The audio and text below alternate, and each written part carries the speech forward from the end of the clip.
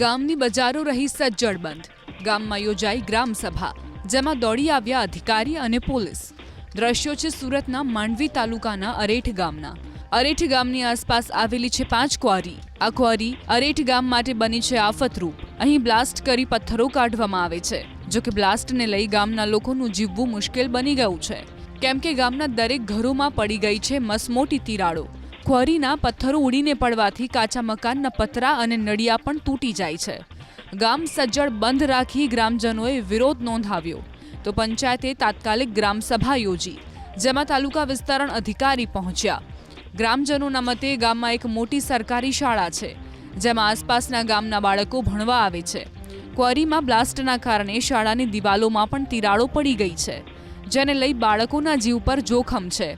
ગ્રામજનોએ ચીમકી ઉચ્ચારી કે જો 10 દિવસમાં ક્વારી બંધ ન કરાઈ તો તેઓ રસ્તા રોકો આંદોલન શરૂ કરશે.